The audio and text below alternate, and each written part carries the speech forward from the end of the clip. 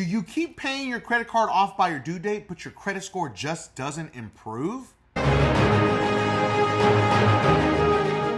was 27 years old when I got my first Capital One credit card. I already had a crappy Credit One. I had a First Premier. So understand, I've been through it all, okay? Because nobody taught me how to do this.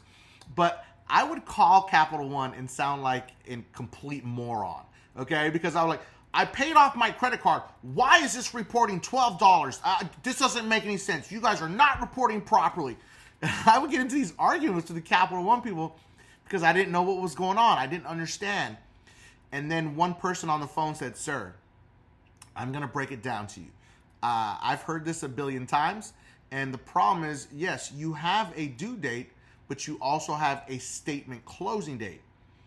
If you use your card in between that gap, you're going to report a balance. And I said, are you sure about this? And she said, yes, sir, I'm positive. And I was like, okay, so that's what led me to go down the rabbit hole to figure out why is it that I'm always reporting a balance. So then if I use my credit card in between that gap, I guess it's reporting this new massive balance. Well, wow, this Capital One rep does kind of make sense of what they're saying, but is it really true? So it's very important to understand that your due date is created because you're carrying a balance from the previous month, okay? This is why you have a due date. So the biggest mistake that people make is they pay off their credit card by their due date, which there's nothing wrong.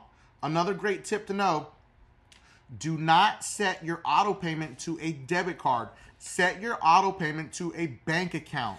If you set your auto payment, you should always set auto payment to at least make the minimum payment so you never miss a payment, but always have it hooked up to your bank account, okay? So now let's go back to the whole due date thing. It's important to understand this is the reason why it's created is because you carried a balance from the previous month. There's 3 dates that a lot of people don't talk about. It's your due date, your statement closing date, and your report date, okay? We're gonna get rid of 2 of those and only make one matter because the one date that is the most important that you need to control is your statement closing date. Now, in order to find your statement closing date, you can look on your paper statement that you get in the mail, or you can pull up your digital statement that the credit card company saves inside of the app.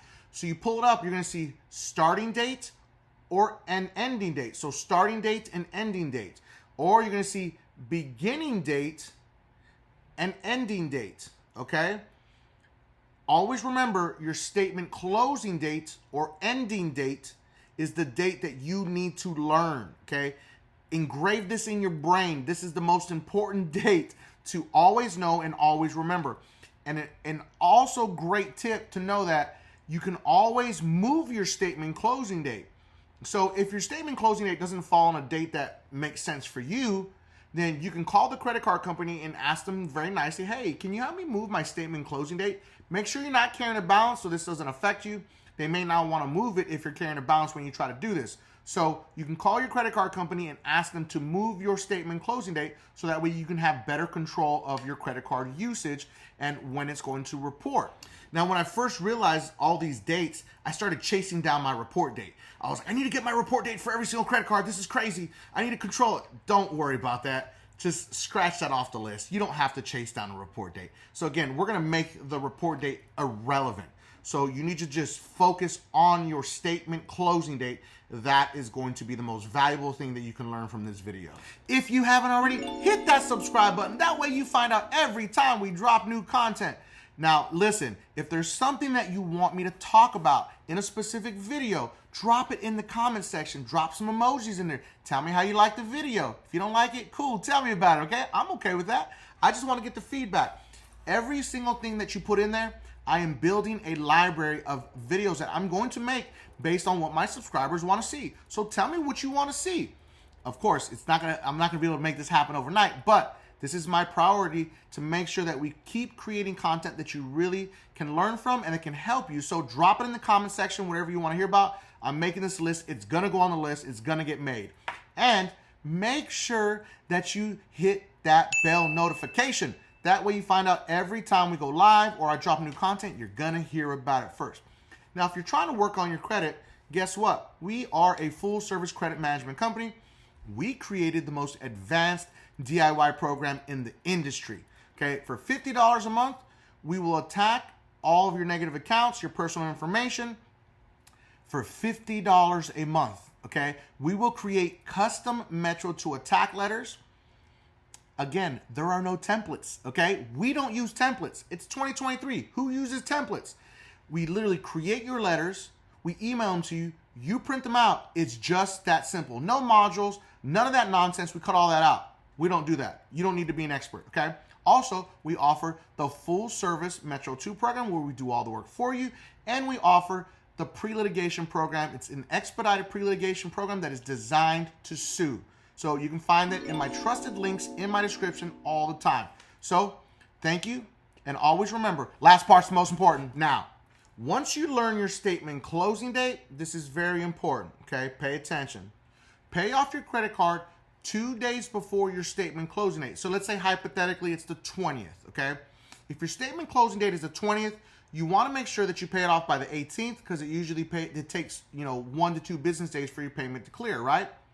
Once the statement closing date hits, bam, the 20th hits. Don't use the card for up to 7 days from that date. So you're not going to use the card until the 27th because the credit card company has 3 to 7 days to report your balance to the credit bureaus. People say it's 3 to 5. I say just give yourself a 7-day window so you can be safe, okay? Now, 3 to 7 days, don't use the card so it reports a zero balance. Now, people say, no, you can't do that. Reporting zero balance is so bad. It's not true, okay? I'm going to put some things up on the screen to prove what I'm saying, that it's not true. Reporting zero balance is a good thing. Okay, especially with FICO 10T coming. FICO 10T, that stands for trending. If you're trending data that shows that you've been carrying a balance, that's a bad thing that's going to happen with FICO 10T. So start training yourself to getting all the way down to the most minimal amount of balance that you can carry every single month. Zero needs to be your target goal every single month. People are always going to argue, no, you can't report zero. Zero's so bad. It's gonna make it seem like you're not using your credit card. It's absolutely not true. Okay, let's go ahead and stop that. You're gonna say you need to report up to 30%. It's really good. It's really good for your credit score. No, it's not. I've seen it across blogs. I've seen it with these credit card people talking about it's okay to carry 30% utilization. You want to show them that you're using your credit card. No, it's not. Okay. The FICO scoring algorithm does not reward you for carrying a balance. It rewards you for carrying a minimal to zero balance. That's what it rewards you for. Now, this document right here, I'm going to put up on the screen, was given to me by the director of FICO. It clearly states, having a 30% utilization ratio on your credit cards results in optimal FICO score points. False, okay? This came directly from the director of FICO. Let that sink in. There were more than 300 credit repair organizations in that same room with me, and none of them took this home with them because they just weren't paying attention. They just didn't care. Because guess what? They've all been spreading the same lies, and they did not want to have to retract their statements. The problem with a lot of these credit repair organizations, they don't understand credit. That's number one. Number two is they don't want to use logic.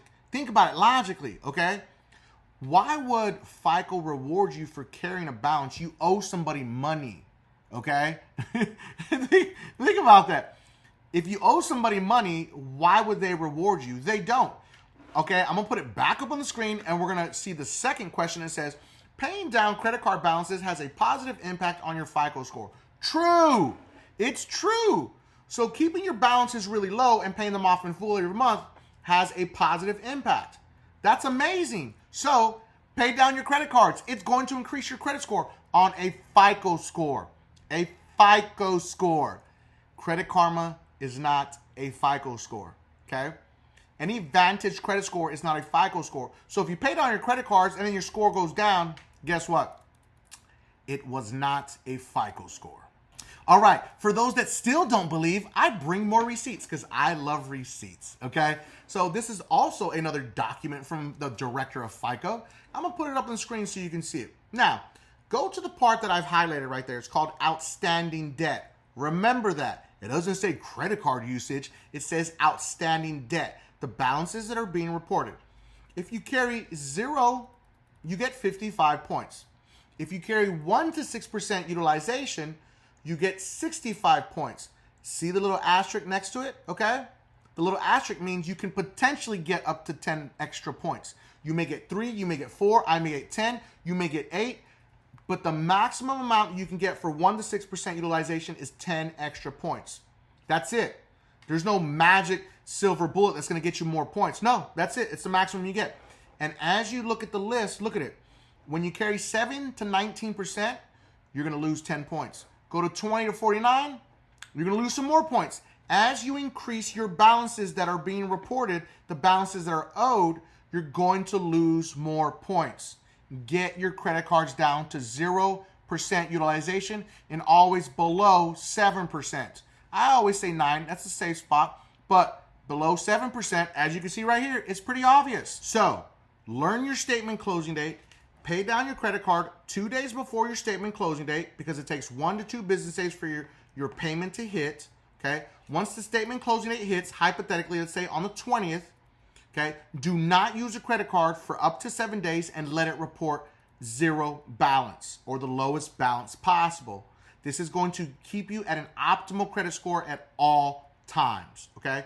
You shouldn't be carrying a balance because you're paying extra fees. You're paying interest fees. If you don't have a problem just giving away money, I'm going to put my address on the screen so you can put it in an envelope and you can just send me the money instead because I can put it to better good use, okay?